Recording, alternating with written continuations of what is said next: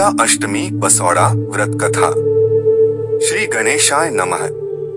एक बार शीतला माता ने सोचा कि चलो आज देखूं कि धरती पर मेरी पूजा कौन करता है, कौन मुझे मानता है। यही सोचकर शीतला माता धरती पर राजस्थान के डुंगरी गांव में आई और देखा कि इस गांव में मेरा मंदिर नहीं है और ना ही मेरी पूजा होती है। closeplayerunibots.com। माता शीतला गांव की गलियों में घूम रही थी, तभी एक मकान के ऊपर से किसी ने चावल का उबला पानी मांड नीचे फेंका।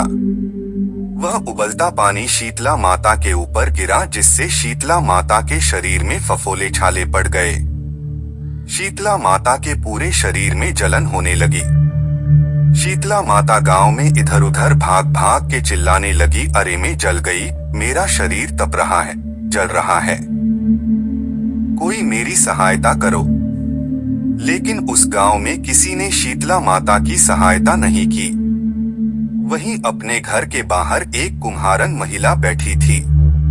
उस कुम्हारन ने देखा कि अरे यह बूढ़ी माई तो बहुत जल गई है, इसके पूरे शरीर में तपन है, इसके पूरे शरीर में फफोले पड़ गए हैं, यह तपन सहन नहीं कर पा रही है।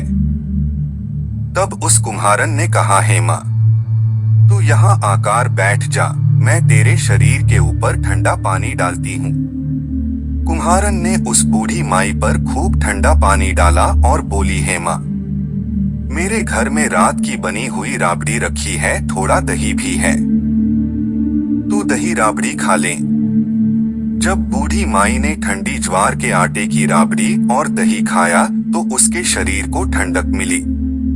तब उस कुम्हारन ने कहा, आमा बैठ जा, तेरे सिर के बाल बहुत बिखरे हैं, ला मैं तेरी चोटी गूंथ देती हूँ।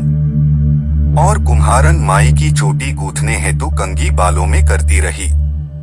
अचानक कुम्हारन की नजर उस बूढ़ी माई के सिर के पीछे पड़ी तो कुम्हारन ने देखा कि एक आंख बालों के अंदर छुपी है। यह देखकर वह कुम्हारन डर के मारे घबराकर भागने लगी। तभी उस बूढ़ी माई ने कहा, रुक जा बेटी, तू डर मत, मैं कोई भूत प्रेत नहीं हूँ, मैं शीतला देवी हूँ। मैं तो इस धरती पर देखने आई थी कि मुझे कौन मानता है, कौन मेरी पूजा करता है। इतना कहकर माता चार भुजा वाली हीरे जवाहरात के आभूषण पहने, सिर पर स्वर्ण मुकुट धारण किए अपने असली रूप में प्रकट हो गई। माता के दर्शन कर कुम्हारन सोचने लगी कि अब मैं गरीब इन माता को कहाँ बिठाऊं। तब माता बोली, हे बेटी, तुम किस सोच में पड़ गई। तब उस कुम्हारन ने हाथ जोड़कर आंखों में आंसू बहते हुए कहा, हे माँ, मेरे घर में तो चारों तरफ दरिद्रता बिखरी हुई है, मैं आपको कहाँ बिठाऊं। मेरे घर में ना तो चौकी है, ना बैठने का आसन ही। तब शीतला माता प्रसन्न होकर उस कुम्हारन के घर पर खड़े हुए गधे पर बैठकर एक हाथ में झाड़ू दूसरे हाथ में डलिया लेकर उस कुम्हारन के घर की दरिद्रता को झाड़कर डलिया में भरकर फेंक दिया और उस कुम्हारन से कहा, हे बेटी, मैं तेरी सच्ची भक्ति से प्रसन्न हूँ, अब तुझे जो भी चाहिए मुझसे वरदान मांग लो।